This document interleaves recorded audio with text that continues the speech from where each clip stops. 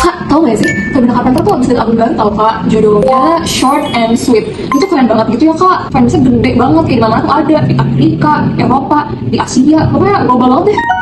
Kak, dengerin gak sih? Itu bakal turun ke daerah Amerika Tengah juga tahu. Negaranya ada Guatemala, El Salvador, Honduras. Tapi kak, emangnya negara-negara itu negara apa sih? Kan banyak kecil-kecil banget gitu, terus kayak gak pernah denger gitu di berita. Kamu serius nanya? Iya, serius, soalnya kayak itu negara miskin gitu gak sih? Terus kayak nggak maju-maju gitu ya? Oke, dengerin dulu ya. Ini aku jelasin, tapi jangan dipotong-potong dulu nih. Dengerin ya. Oke, jadi After World War II, the small nations of Central America and the Caribbean faced one defining challenge. How could weak post-colonial economies survive in a world dominated by powerful trade blocs? Their answer was integration. In 1960, Honduras, El Salvador, Guatemala, Nicaragua, and later Costa Rica signed the General Treaty of Central American Economic Integration, forming the Central American Common Market, or CACM. Its goals: eliminate trade barriers, establish a unified external tariff, and accelerate industrial growth across the region. Oh, dan mereka tuh kayak bikin untuk dagang gitu ya kak, biar bisa saling jual beli lebih gampang gitu. intinya iya, bayangin kayak mereka sepakat, oke kita nggak usah bayar pajak kalau ke sesama negara anggota. Terus kalau ada negara luar yang mau masuk, tarifnya sama untuk semuanya.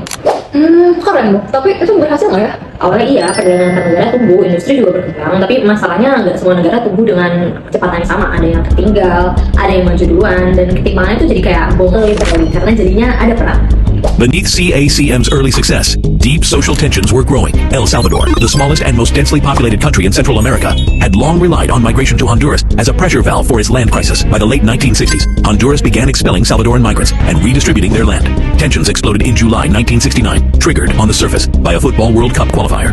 The resulting conflict, known as the Football War, lasted only 100 hours, but its consequences endured for over a decade. Diplomatic ties were severed, and by 1971, Honduras blocked El Salvador's access to the Pan American Highway, threatening to pull out of CACM entirely. The common market had fractured. Sama kak, cuma gara-gara bola. Bola cuma pemicunya, akarnya jauh lebih dalam. Migrasi, lahan, ketimpangan ekonomi. Bola cuma jadi percikannya aja. Nah terus si ASEAN itu gimana kak? Bubar gitu?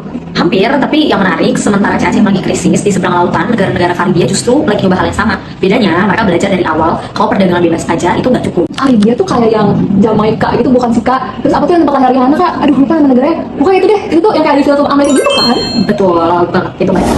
As early as 1965, Caribbean leaders had already begun their own experiment in regional integration. Antigua, Barbados, and Guyana signed the agreement forming CARIFTA, the Caribbean Free Trade Association. Gradual by design, CARIFTA expanded to include nearly all British Caribbean territories. By 1968, it created a free trade area. Goods could flow between member states without tariffs, but unlike CACM, its architects were cautious.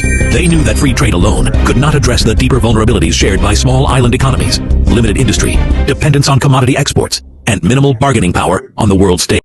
Oh jadi Karifta tuh kayak versi Karibia CACM gitu kak? Tapi kayak lebih hati-hati gitu ya? Bisa dibilang gitu, tapi mereka nggak berhenti di situ. Tahun 1973, CARIFTA naik level jadi CARICOM, Caribbean Community.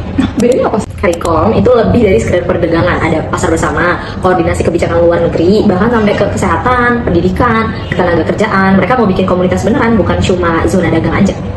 Jadi kayak semacam video ini ya Karibia gitu nggak sih kak? Kamu lebih pintar dari dugaan aku ya ternyata. In July 1973, 4 Caribbean nations, Barbados, Jamaica, Guyana, and Trinidad and Tobago, signed the Treaty of Chaguaramas, formally establishing CARICOM. The Caribbean community went further than any of its predecessors. Beyond free trade, it introduced a Caribbean common market, coordinated foreign policy, and what it called functional cooperation, joint efforts in health, education, transportation, and labor. It was, by design, a community, not merely a market. And unlike CACM, it was built on the explicit recognition that integration must address human inequalities, not just economic ones. Jadi intinya CACM tuh duluan dan mereka tuh hampir hancur karena konflik El Salvador sama Honduras. Nah terus Karibia tuh kayak punya CARIFTA yang ganti jadi CARICOM yang lebih lengkap gitu kan sih kak? Betul banget, dan yang bikin CARICOM itu berbeda, mereka itu tidak hanya ngurusin integrasi ekonomi aja, tapi juga ketimpangan sosialnya diperhatiin. Jadi tuh mereka bukan cuma mikirin kayak gimana cara biar lebih dagang lebih banyak, tapi juga gimana mereka tuh kayak hidupnya lebih baik bareng-bareng gitu kan sih kak? Betul banget, 100. Nah sekarang jangan ganggu aku kerja lagi ya. CACM, CARIFTA, and CARICOM were more than trade agreements. They were attempts to answer a simple question. Can small nations build something greater together? The answer, as history shows, depends entirely on whether they remember the people behind the policy.